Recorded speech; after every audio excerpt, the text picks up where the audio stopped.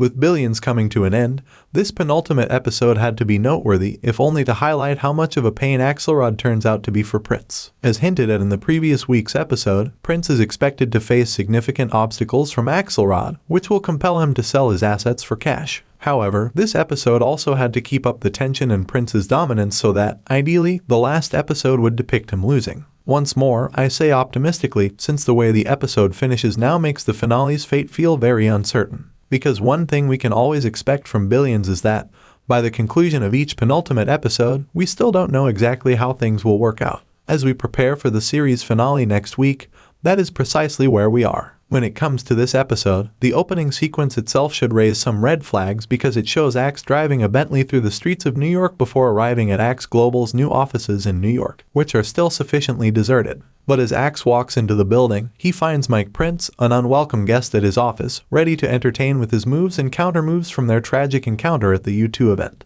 At this point in the episode, when Prince meets with Luke, Scooter, and Philip, their suits are open and they appear worn out. It's the only occasion we see Prince stressed out. Philip is warning Prince to proceed with caution, but Prince insists that his brain is fully functional. He is acting sensibly in making this decision, and the only way to protect themselves from any kind of attack by Axe, Rhodes, and the others is to take their money out and turn it into cash. Prince, though, hasn't stopped there. With his countless eyes and ears, he can see nearly every action his employee takes. Prince therefore knew that Victor and Dollar Bill had received invitations from Axe Global, but both had willingly declined, something Axe later acknowledged was also a wise decision. Since Victor and Dollar Bill's entire financial situation is interconnected with MCP, quitting would leave them starting from scratch. Ryan's situation is comparable, but Taylor discovers during that pitch meeting that Ryan has an entirely other plan, a distinct escape strategy. Victor and Dollar Bill are welcomed into the gang that Prince has trusted when they disclose the reasons behind their decision to stay at MCP. Then Kim and Tuck, on the other hand, have chosen not to meet Axe by playing on their emotions, which is a grave crime. For as Scooter quite rightly notes, if they had, they would have quickly joined. As we see later in the episode, they were both fired because, in Prince's words, these emotions would be played against them in ways they couldn't have imagined. Armed with strong non-compete and non-disparagement clauses, this means that even if they were hired by a nearby Starbucks, their voices would be adorned with praise for Mike Prince rather than criticism. A continuation of a thread from an earlier episode occurs with the Philip and Scooter conversation, where Philip questions Scooter against his unquestioning loyalty towards Mike Prince. Will his loyalty as well as his voice carry over with Prince to Washington, as Philip states he prefers the big guy here, steering this ship? On Prince's home front, his attempt to hold Derek hostage by indirectly convincing the Chinese military doesn't sit right with Prince's wife. And with Derek being brought back to the last episode by Axe's leverage, it was enough of a reason for her to move on. Prince's protestations that this might fall back on him now land on deaf ears because his moves have lost him a crucial ally in the process, as she is not going to be manipulated by him anymore. On the legal side, Sacker had two fronts to tackle. The first is the Winston debacle, where she had managed to buy back his profit risk algorithm as Prince's proprietary property, and now she wants him to reset the parameters on that risk algorithm, dialing back the profit as a prime objective to protect the bottom line.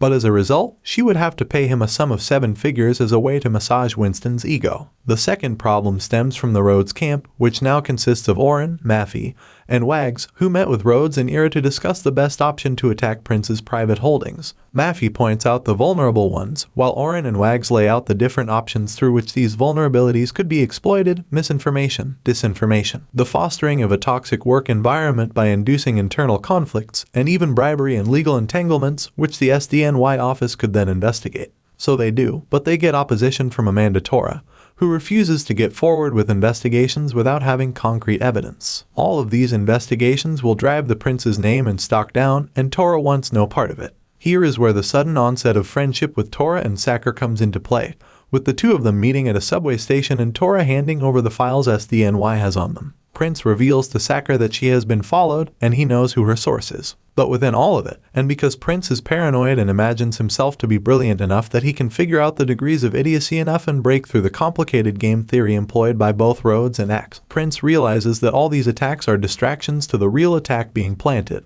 They are attempting to bring in Nancy Dunlop and her entire Democratic vote bank towards their side and announce her as direct opposition to Prince's presidency, while Prince wants Dunlop to be at his side, if possible, for the vice presidency. Chuck and Wendy both invite Axe to the SDNY office in an attempt to persuade him to support Rhodes's cause. There, they show Axe how dangerous Prince is and how much his convictions are based on his sense of intelligence and infallibility, which causes him to make decisions that could be considered risky. However, if doing so meant targeting Prince's portfolio, that also meant influencing Axe, Wags, and everyone else's financial position, and that is an issue as well. In any case, Nancy Dunlop had decided to meet with both Axelrod and Chuck Rhodes instead of Mike Prince, so she had rescheduled their meeting. Going above and beyond, Axelrod secures a reservation at the almost empty Rouse restaurant, which serves the greatest meatballs and veal in the city, and persuades her that collaborating with Prince will negatively impact her career. It would be more exciting if she ran for president and simply implied that he would support her as a donor rather than exchanging her base for a vice president seat.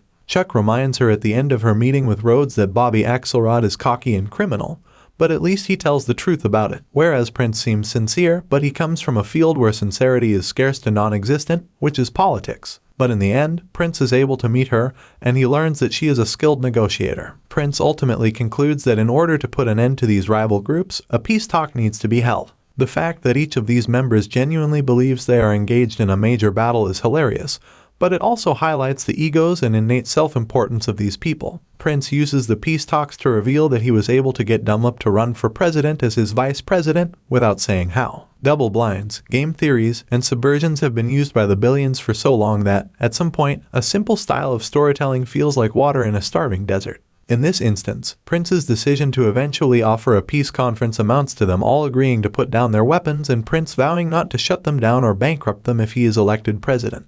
As the episode comes to an end, with Dunlop taking the oath of office as the presidential campaign's running mate, Luke receives a call inviting Prince to Camp David for the decisive meeting that will determine who will win the presidency. He is on top of the world until the show makes another tired play at subversion and pulls him down. The final episode is much anticipated.